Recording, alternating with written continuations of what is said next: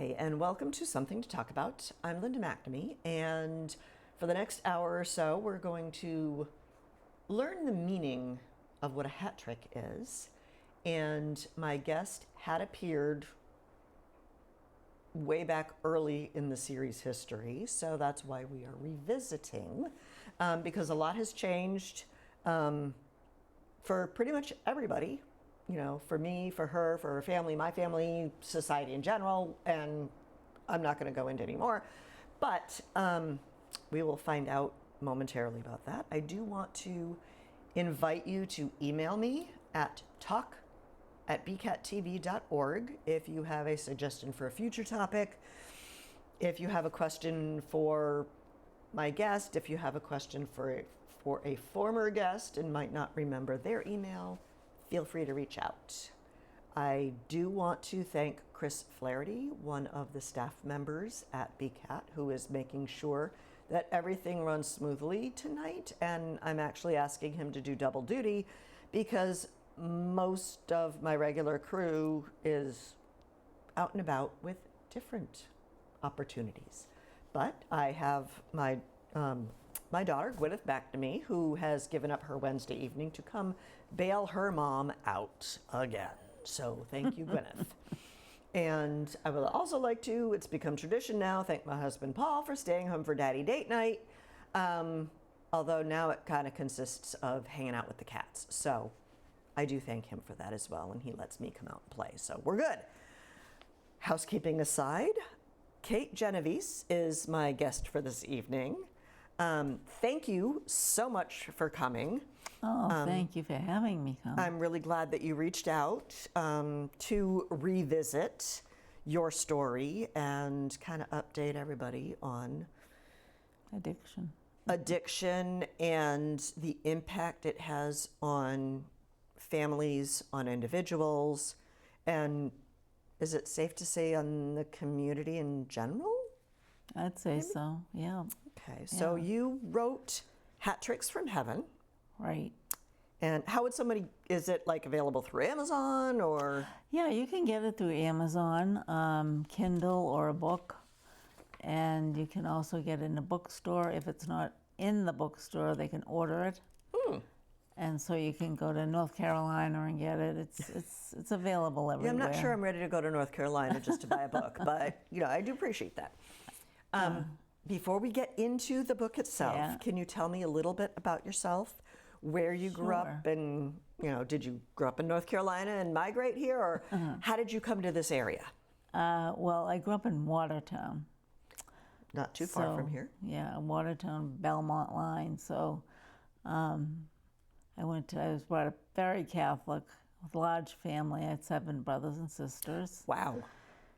And my mom and dad, and your typical 50s growing up, and my father went to work, and my mother stayed home and watched us and kept a good eye on us and made us go to Mass, which is, in case you don't know. Sit in the front row. Yeah. Well, that's what my mom made us do. And go to confession every Saturday and the whole bit. Yep. So it was a pretty good upbringing, except for one person in the family that kind of dragged things down, which I can get into later.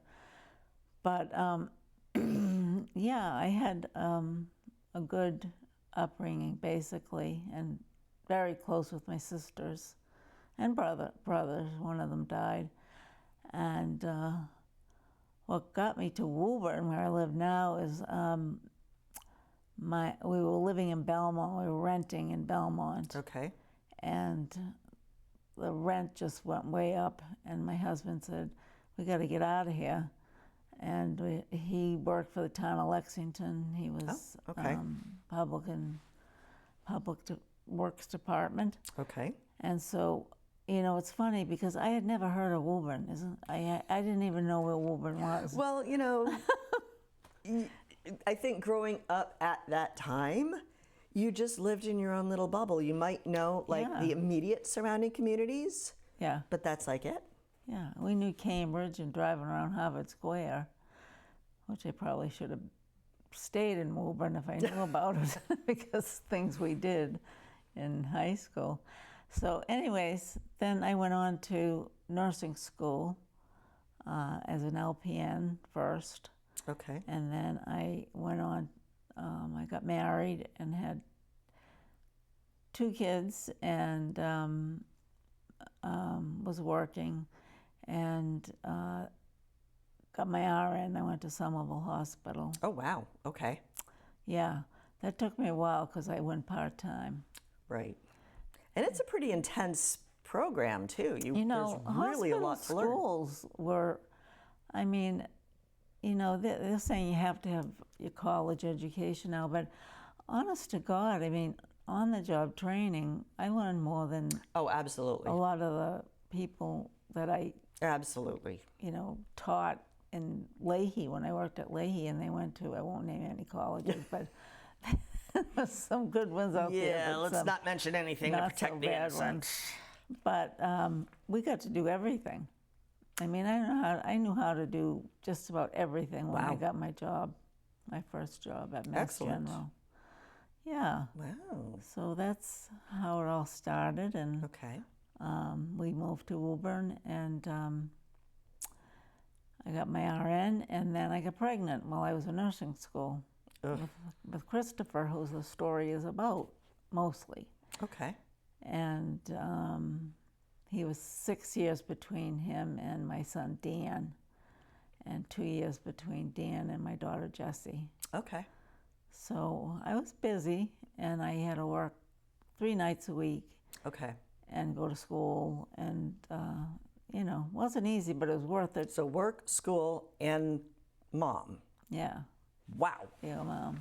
and Okay. That's all tough. that, yeah, I only tried doing 2 of those things and I was completely overwhelmed. yeah. But it was worth it in the end because I had more responsibilities and more money. Okay. Always helpful, especially Yeah. with 3 kids Yeah, and a absolutely. mortgage. So I worked at Leahy for 21 years, Okay. and then I moved on to home health care, VNA. Okay. But all that time I subbed as a school nurse Okay. in Woburn. So working part-time 3 evenings a week, I had time to, after Christopher started kindergarten, Okay. I went and did school nursing for a while. Okay. Well, for a while, I still do it in different places. So I'm used to that, and I'm used to kids, and I worked at the high school, many different high schools, Okay. and I saw a lot. I saw a lot of drugs. It was the beginning of kids were starting to smoke pot earlier. Okay. You know, I know when I was in school, they were just starting, but when my kids were going to school in the 1999s, Okay. they So- were going to school high, you know. Wow. Okay. You know, and all of a sudden they'd end up in my office, and, you know, we'd sit down and chat, and I'd say, "You're not really sick, are you? You're not, you know, what's wrong? What's Yeah, wrong what's with going you?" on? Yeah. And then they'd finally blurt it out, "Well, I'm too stoned to stay in school." So Alrighty I then. said, "Okay, well, what do you want to do? You want to stick it out? Are you learning anything, or are you going back to your classroom, or I need to call your mother or father?" Because many of them had single families. Okay. So, no, I promise I won't do it again. I said, "Do you have any on you? Give it to me. I'm going to dump it down the toilet," and that's what we did. That's how my introduction Okay. to kids getting high. And, you know, as my kids were growing up, I kept a good eye, I thought. My daughter Jessie was like perfect. She was a great kid. And my son Dan, another story, great kid. He teaches in Russia now. He's a Wow. Okay. he's a interpreter, and Okay. he teaches in an American school. But he's coming home because it's too dangerous over there now. Right now, yeah, absolutely. Yeah, but he had a lot of trouble with alcohol. Okay. Yeah, we had. Growing up or once Yeah, he. Okay. he was 14 when New Hampshire at my brother's house, and I saw him and my nephew sneaking some beer up to the room, and so my brother and I went up and grabbed it, and that's when the whole thing started with Danny. But he ended up getting into a lot of issues, trouble, but straightened out. He turned to AA, and that turned his life around. I can't tell you how important those 12-step programs are. Right. You know, some kids don't get it, but it's hard to acknowledge, because the program won't work unless the individual accepts that there is an issue there. But my understanding is a lot of times the substance, whether it's drugs or alcohol, kind of makes you believe differently. Right. So how do you overcome that?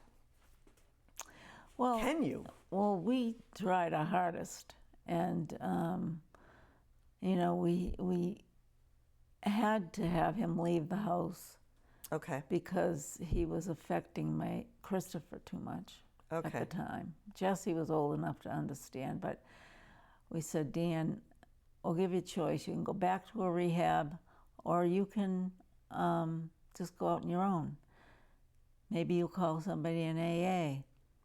And that's what he did. He called somebody like my age that was in AA, and he was 18 and last year of high school, and he sobered up, and he's 44 now, and he has not had a drink and does not want to drink. Good for him. That's I impressive. know, it's amazing. So you keep mentioning your son Christopher, but when I was looking back at my notes, the book refers to Gino. Yes, I call him Christopher only because that's what I always called him. So I am confusing the audience. I apologize.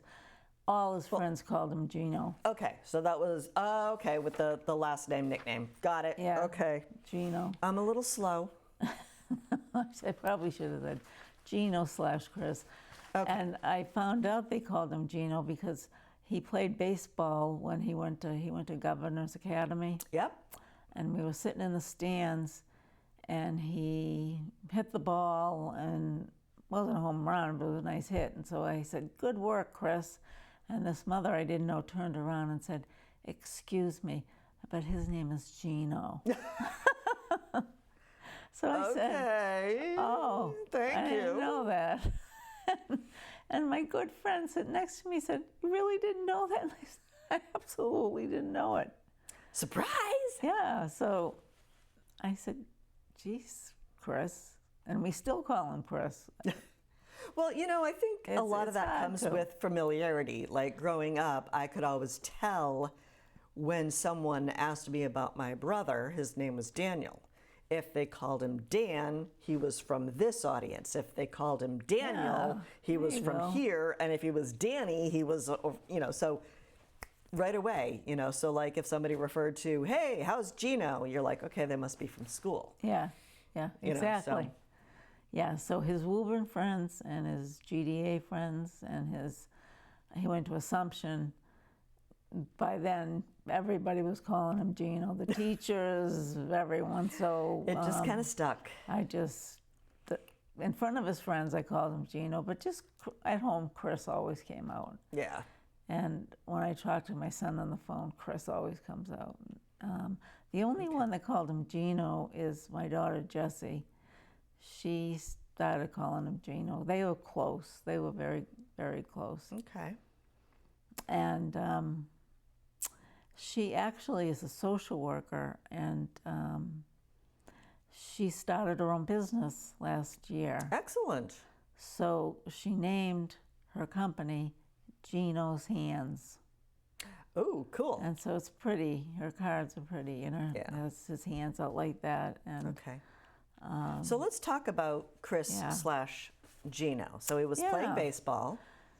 Yeah, he's playing baseball, but he was really into hockey. Hockey was the main thing. And he was very good at it. And he got a scholarship to Governor's. Okay. And so he went there instead of Woburn High. Oh, cool. And Was he like looking at different schools, or did they No. just like he was see him he was play and go, asked to "Wow." play on this team. They had special teams for kids that were a little above average. Okay. And one of them was Top Gun. That was the name of it. And it was Oh. kids from all over the Okay. North Shore mainly. Okay. And a couple of the coaches said, talk to us. And they said, he's pretty good. He might end up in a Division I hockey if Cool. he Okay. keeps up doing what he's doing. So we talked about it, and he said, okay, if I get in, I'll go. And I said, okay, and you always have the option of leaving Right. Okay. and going to Auburn, okay? So you just Can know always that. come back, We're not but- pushing you. Right. So unfortunately, when he got there, he decided he wanted to play football as well.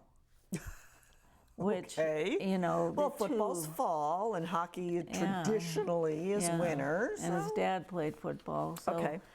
his father was happy. I was not, because they're very harsh sports. You're Yeah. always being tackled, or in hockey Concussion thrown city, against yeah. the Hockey's also pretty boards. rough. Yeah, well, that's how he hurt his shoulder. Initially, he knocked out his shoulder by skateboarding. Okay. And then he didn't tell us.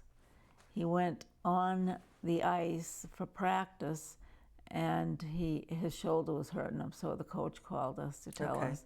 They had it x-rayed, and it was just a sprain, stay off it for a couple of weeks, so he did.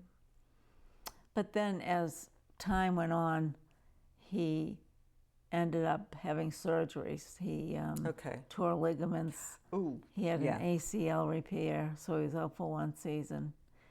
And all this time he was getting medication for his pain. It was very painful, and I agree, it was painful. Yeah. No, I But as a nurse, I knew, and I never liked the doctors giving patients too many drugs. Of course you need it. I just had my knee done, and I needed some Right. Oxycontin. But after 2 weeks, I switched. I said, I like this stuff. It does make you feel good. Right. And it takes the pain away, but it's not good for you.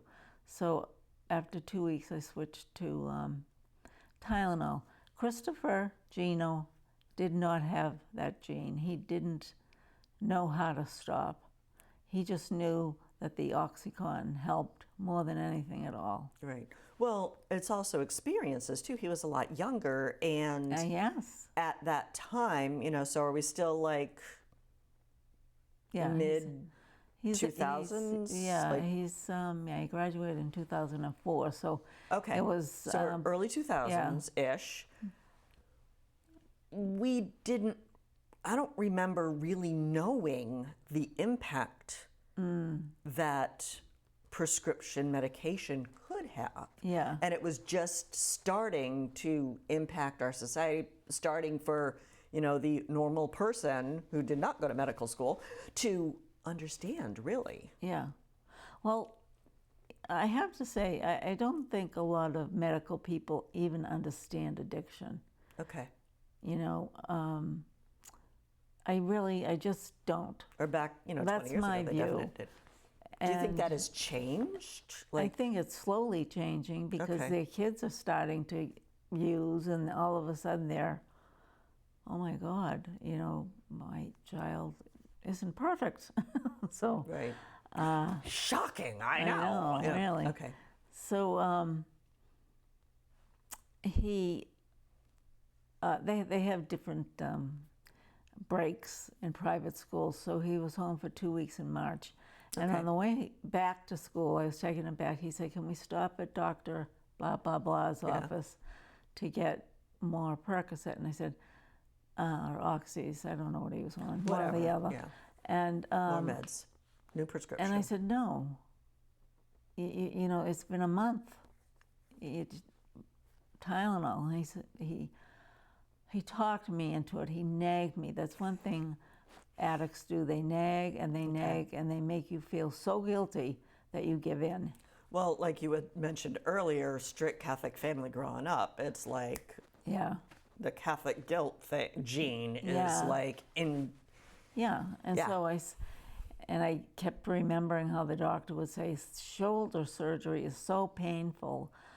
So I said, all right, but I'm going in with you. So we went in, and I said to the doctor, I think he should be on Tylenol by now. Don't you think so? And he said, no, I don't. I think he needs this. Really? And Okay. I think you're being like a helicopter mother. Leave him alone. He's almost 18 years old. Mm-hmm. Let him make his own decision. And I said, no, Something's not right here. no, I Okay. don't care if he's 18. He shouldn't be having this. And so we got the prescription, and I had kind of a fight with the doctor. And there were words, but I left it alone. There were words. And, Yeah, let's not repeat those here. Yeah, no swearing. So I brought them to the school nurse, which he hadn't been doing. Okay. I guess all along he would get a ride to the place where he was getting Okay. the Percocets by somebody at school who had a car Okay. until he had his own car, and then he would do it. But the doctor was Handing them out like bubble gum. even like every 2 weeks, because he wanted him to play hockey. Okay. Now he's in college, and it's still happening without my knowledge. I thought that had stopped with the doctor thing. Okay. And he's not living at home. I mean, he lived away in high school. He Right. boarded there, so I didn't Okay. see him all the time. And then he's in college and living there. And so his girlfriend, he had a really nice girlfriend all through college, and she mentioned to me, Gino seems a little, I know he smokes a little pot now and then, but he seems a little, there's something else going on. So we asked him, and he said, no, I'm fine. I'm not doing anything. Okay. I don't know what, I won't mention her name. Yeah. Sheila, that's not her name. Yeah, I don't know what she's talking about. I don't know what she's talking about. So I kind of let it go, but it was in the back of my mind whenever he was home for Okay. Thanksgiving, Christmas, you say it. So it's like on the back burner. Going. Yeah, yeah. So he ended up sober for after he graduated and stopped the hockey and the football. He was sober for like 3 years, and he had gotten a really good job as a salesperson for a lumber company. Okay. And doing well. And one day, my husband and I were going to Foxwoods, and that's on the way. So we made it on the way. We wanted to see where he worked. And he was high. He didn't expect us, Okay. and he was playing out and out high, and I knew it was not just pot. Right. Okay. So I didn't want to mention it because I didn't want to call attention to it if nobody Right. else was noticing it, Right. being his job and all. So we had a huge conversation when he got home, and I said, we're not stupid. We know you were high. Yeah. And I said, you can't keep doing this. You're going to get addicted. You know addiction runs in our family. My dad was an alcoholic. Some members of my family were alcoholics. And I said, it truly runs in the family, Gino. You got to really think about that. And he said, okay, Mom. And I said, and you don't want to lose your girlfriend. Yeah. She's not going to stick around for, this. Right. She's a white picket kind of girl, and she's not going to put up with this. And so I think he went back and forth, doing drugs until we got a call from his boss. He had now had a business car, and he had the whole territory of New England, Wow. and he was in an accident. Oh no. Yeah. And he wasn't in Massachusetts, and so I think it was Connecticut or someplace like that. I don't know. Okay. And they arrested him, and we had to get a lawyer and all that for him, and so Was the accident the drug related or accident was He said it was for someone else, Okay. but the police said he didn't seem too high, but Too high. he did do something. Okay. So we got to do something about it. And so, long story short, they gave him another chance. Okay. They knew his history. They knew he was a good kid Company, all the along. work. Yeah, they okay. gave him another chance, but only one. You do Okay. this again, Gino, there's no more. Yeah. So, Kind of like, we'll give you the benefit of the doubt this Yes. time, Yeah. but yeah, because fool me once, shame on you. Yeah, Fool me he's a good twice, worker. shame on me. Okay. And anyways, a year went by and things seemed a little settled. Okay. I had to have my first knee replaced, my left knee, Okay. and they gave me some Oxycontin, and I was sleeping on the couch, and I always had in the back of my mind, don't keep your drugs around. Right.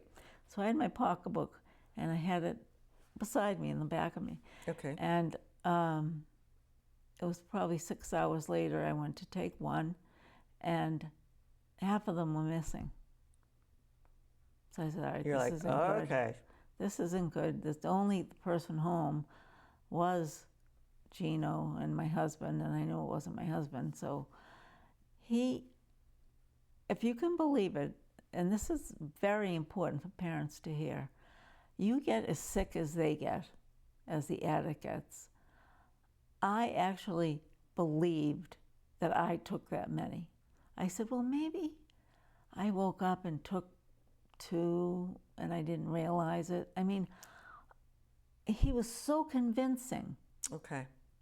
you know, and I think that's a really important thing to look at, because anything that comes out of an addict's mouth is a lie. Okay. Truly, they lie, and they lie so good.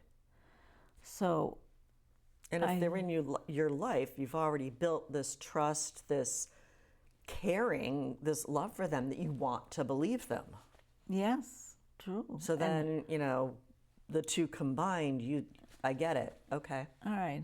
So now I have to go without my drugs. And your recent And I'm still having pain, but they wouldn't give me anything anyways. Okay. They never do. You lose your pills, you lose them. Right. So I just said, well, we can handle it. So I moved on to Motrin or something. Okay. And that was it for me. And Now, was he just visiting or was he living at home at the time? he was visiting. Okay. Yeah, he was living out in Worcester because his girlfriend was Oh, okay. there. He's through college, working the whole bit, but he stayed in Worcester. And then they were going to move in together. They looked at apartments. Worcester has lousy parts. It has beautiful parts.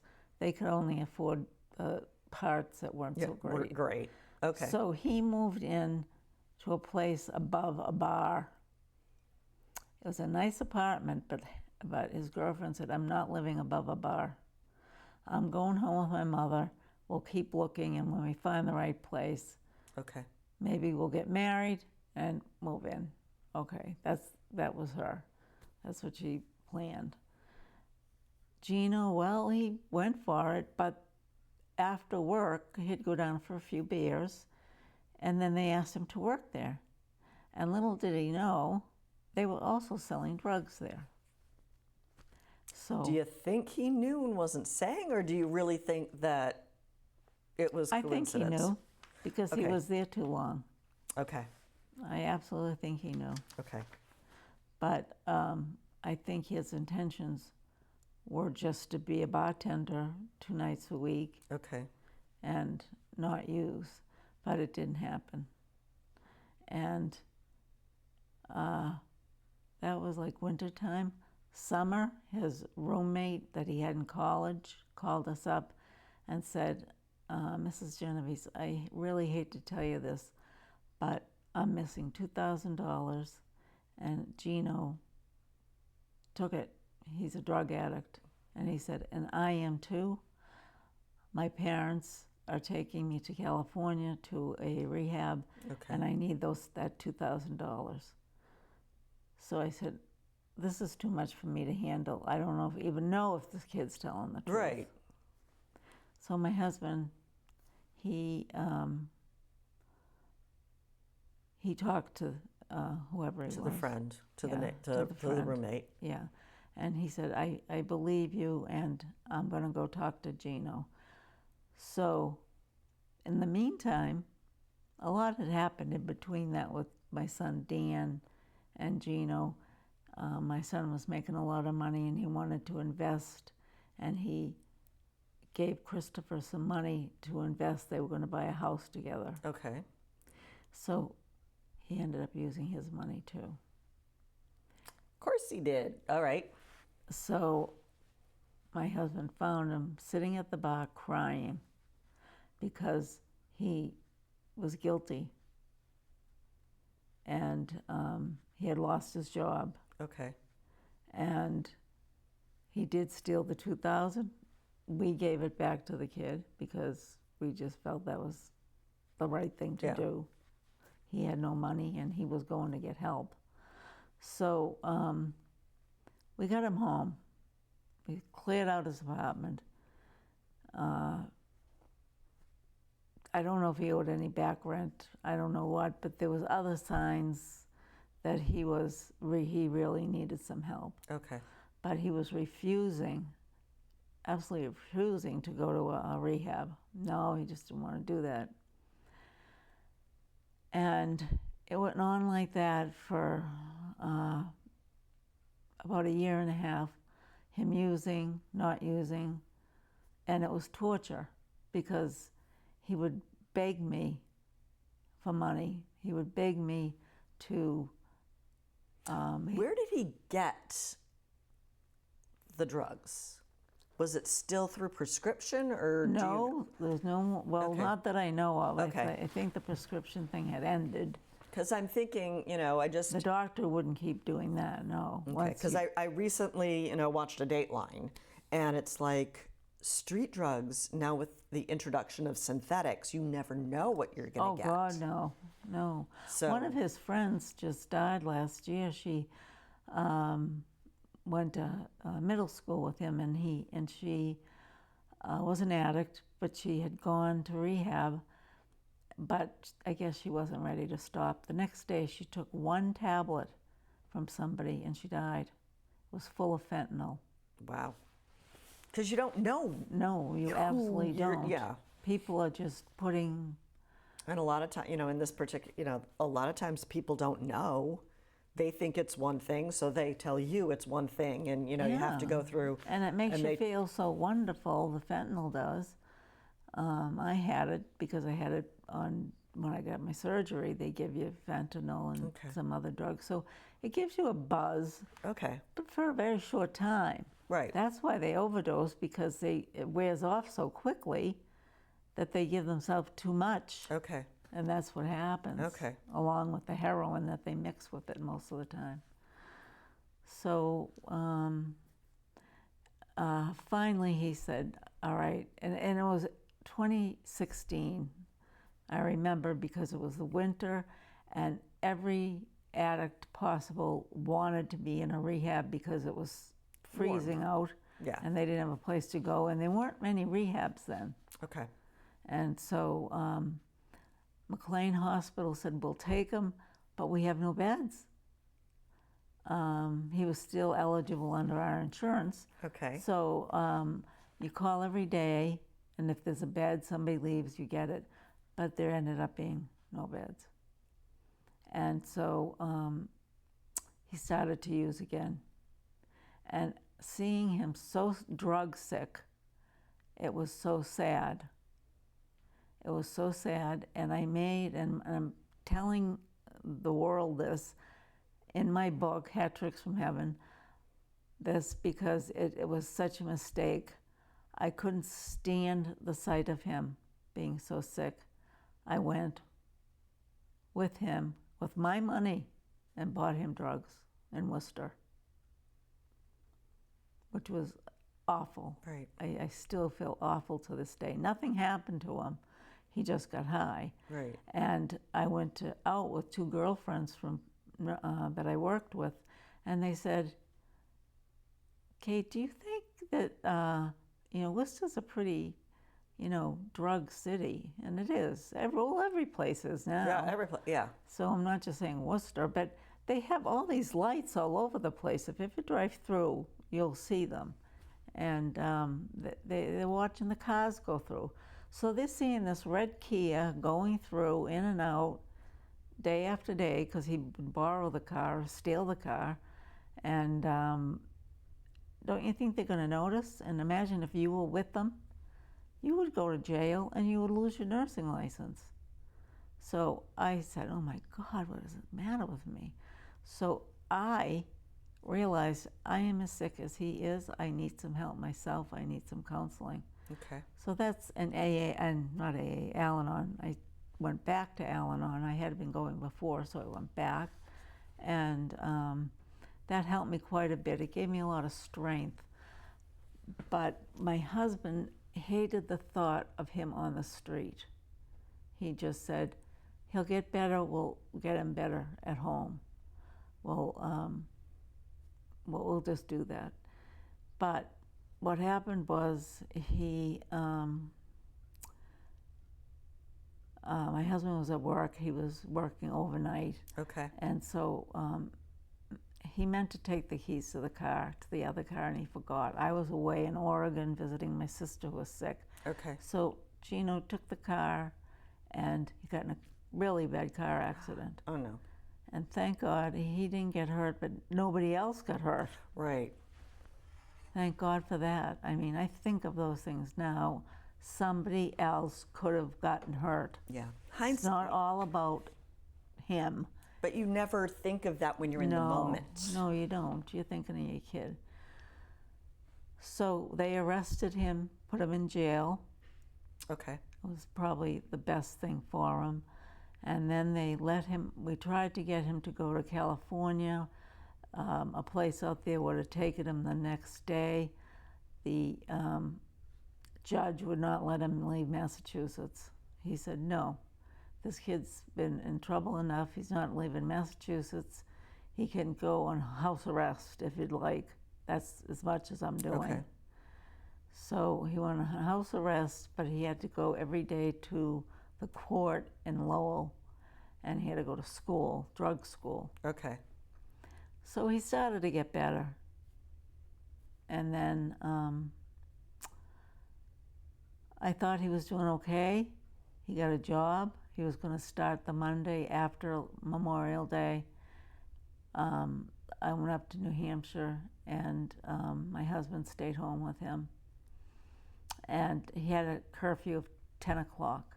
Okay. So my husband Gary saw him walking up the hill and picked him up, and they watched a hockey game together and whatever.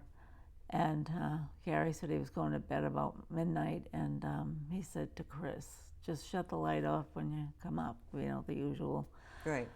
And my husband just woke up for some reason, and he saw the light on, and it was 2 in the morning, and he went down, and he was close to death. Wow. Okay. He had drugs on him. He had gone to a meeting. The police could follow his phone. Okay. And he had gone to a meeting, but he left and went to another meeting where they sell drugs outside of that meeting.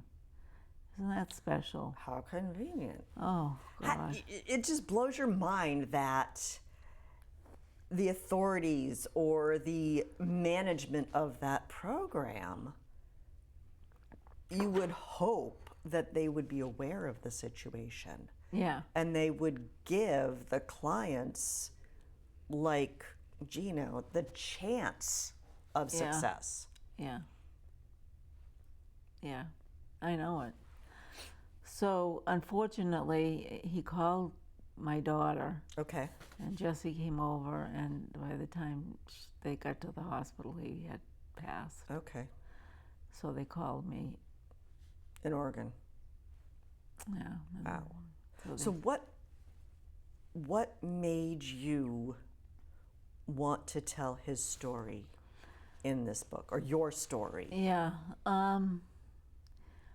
Because I Well, do appreciate you sharing your story with me and your experiences, and I cannot imagine the pain and the struggle that you've been through, Yeah. and then to relive it by telling me again. But yeah. And there's so much more in there. and now that you'd have to sit there and write it and rewrite it and edit it, and Well, what happened how was, did you manage to go through all of that?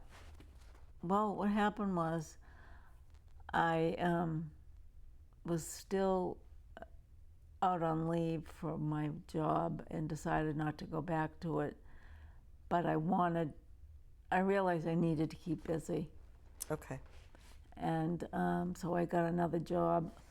It was temporary, replacing somebody that was going away for the summer. It was giving like an immunization clinic. Okay.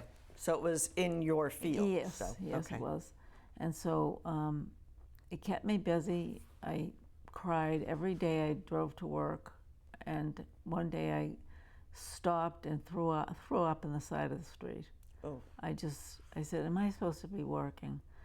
And I said, yes, pull yourself together. I heard my mother say that in my head. The old Catholic. Yep. Get to work. Hear and that stop voice in thinking my about head it. all the time. Suck it up. Geez. Do it anyway. I know. So I suddenly said in September, I said to myself, I'm going to write about this. You know, I got Kind to of like do a some writing. therapeutic type. Yeah, and I had written books before. I have 3 other books. So I said, I'm just going to tell my story, and I'm going to see what happens. And I got the name Hat Tricks from Heaven is because in hockey, ages ago, when you got 3 goals in a game, it was called a hat trick, and everybody would throw their hats out on the, not everybody, okay. but some people would throw their hats out on the ice. So he had a lot of hat tricks, not later on, but more when he was middle school and the beginning of high school. And but when the scouts actually found him and he wasn't offered, Division I material by any means, but yet he still wanted to play, so he went to a Division II school, which was fine, but it wasn't fine. I wanted him to stop because he was hurting himself so much. Yeah. And his shoulder would pop out, and you'd see him pushing it in. I'd see him look at him on the bench, and he was pushing it in to get back on the ice. It was so painful to watch. But that's my story. But I did it for me. It helped me heal. It really did help me heal in the sense that it brought back memories of, I remember one time, we were all 5 of us, my 3 kids and my husband and I were sitting in the 99 eating, and my daughter Jessie said, Dad, you never told us about how your father died. And that's some light dinner conversation. I know, but it was in her head, and she was studying psychology in college, so it came into her head. And he died. He was a cabinet maker, and he was working late at night. And he, one of the machines caught in fire. Oh. Yeah. Not pleasant. No. So my husband was only 19. His father did end up calling him and saying, Gary, get down here. And I guess he did call the police, and Gary showed up when the police arrived, and they all went in, and he only lived 2 months. Wow. And he was only 47 years old. But the point of that being, Jess said, if that happened to you, Dad, I would just want to die. And he said, that is one thing I have to make clear to you kids. If anything ever happens to me, you go on with your life. You do not end your life. You do not do drugs. You don't do anything. You live on. Make me proud of you. Move on. Yeah. Yeah. And so that stuck in my head. And I said, why shouldn't I move on? Chris would hate it if he knew that I was going to give up. Like I said, maybe I'd feel better if I used drugs. I actually thought that. And I said, no, that would not help my husband, would not help me, Right. would not help my job. So, as a nurse. So, that just stuck in my head. I'm important too. And maybe I can help others by writing this book. Okay. So I talked to a woman today whose son just died 3 months ago of alcoholism. And she said, does it ever get better? Because she's only 3 or 4 months into it. Okay. I'm 8 years into it. Does it get better? My answer is no. I think of him every day. I kiss his picture every morning. I think of our good times, and then I move on.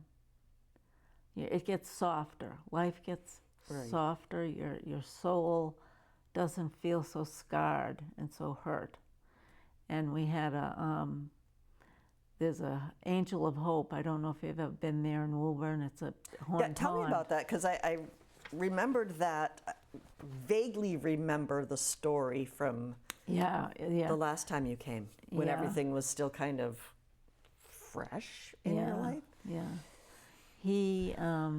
There was a couple, their son, I won't mention their names because I forgot to ask them if I could, but their son went to Mexico and he drowned in a pool, and nobody tried to rescue him, like none of the lifeguards or anything.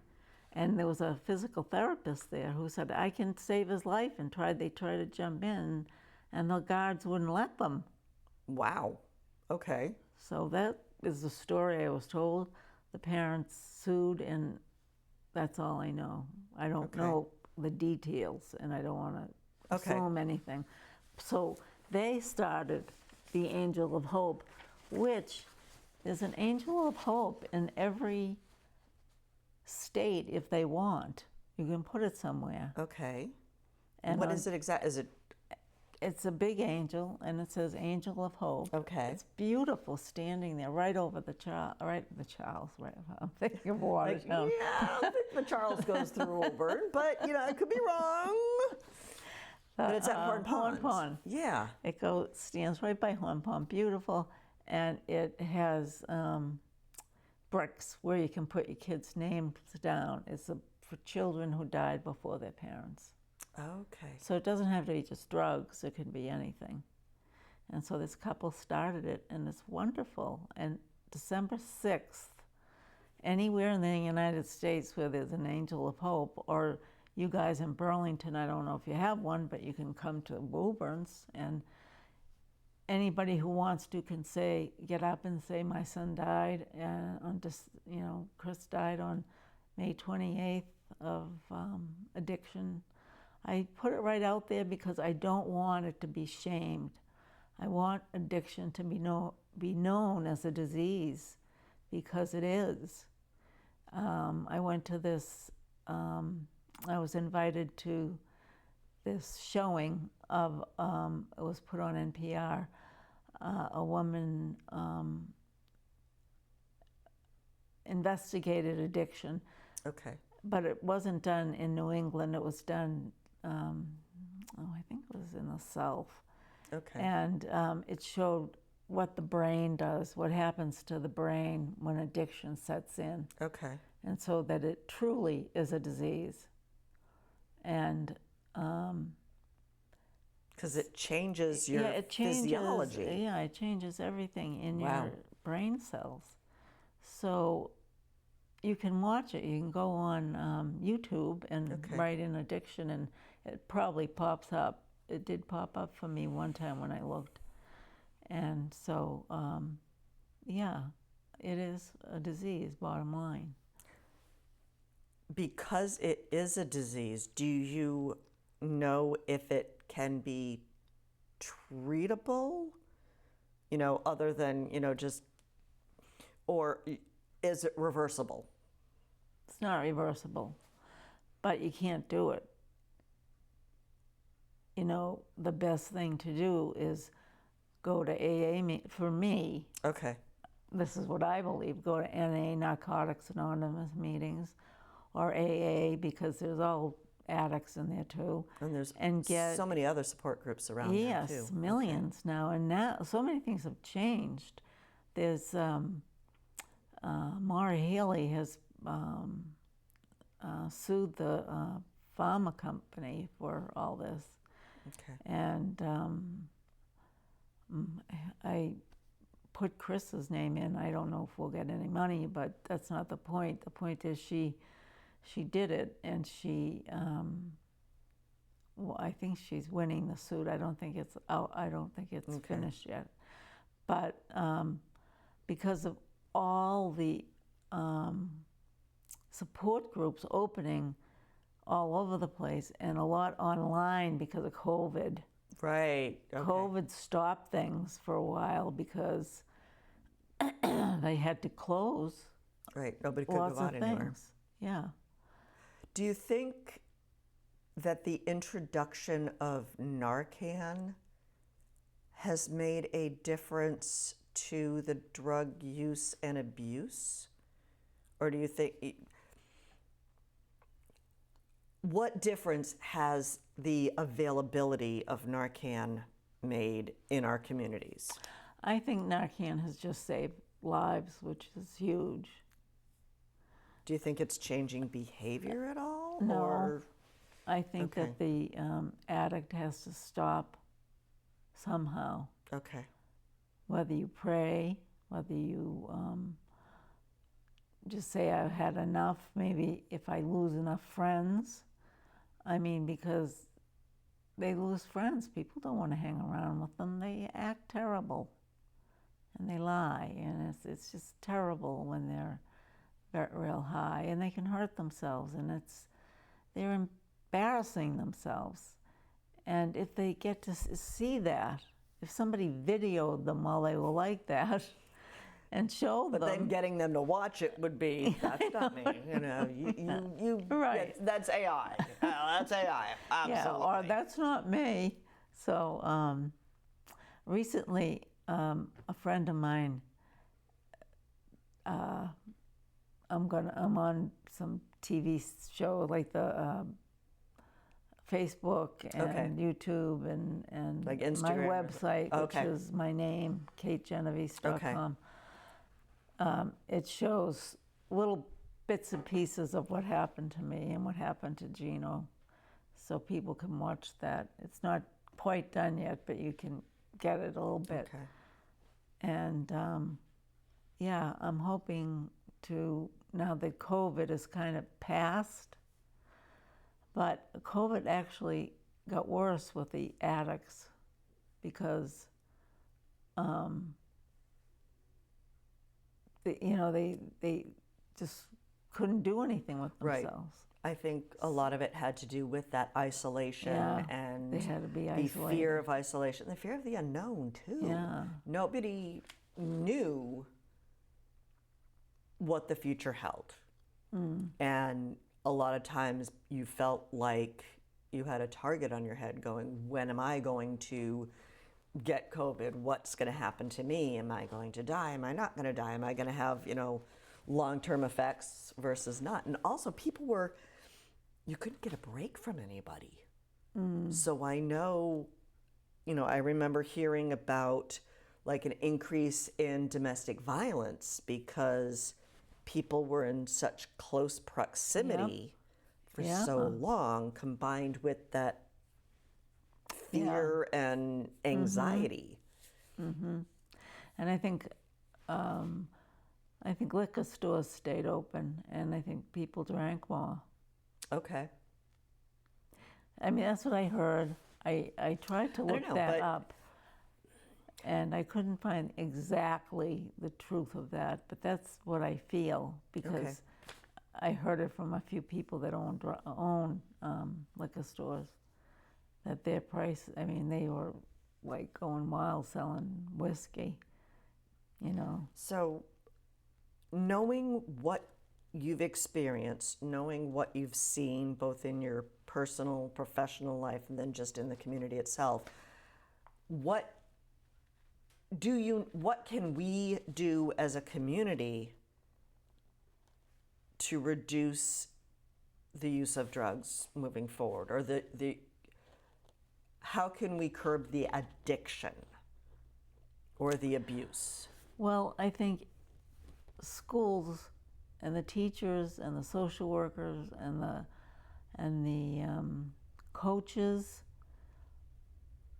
should be right on the front line of this, as well as the parents, because they're in school all day, and then they have them all after school programs and going on, and they can notice things, and they can just say, talk to the kid, you know, you seem high to me, you know, do you want to talk to the school nurse? Do you want to talk to the social worker? Can I call your parents?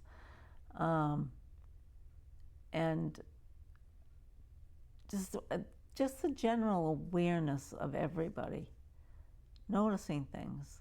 Do you think we need tougher consequences when they are, I don't want to say caught, but if it seems habitual?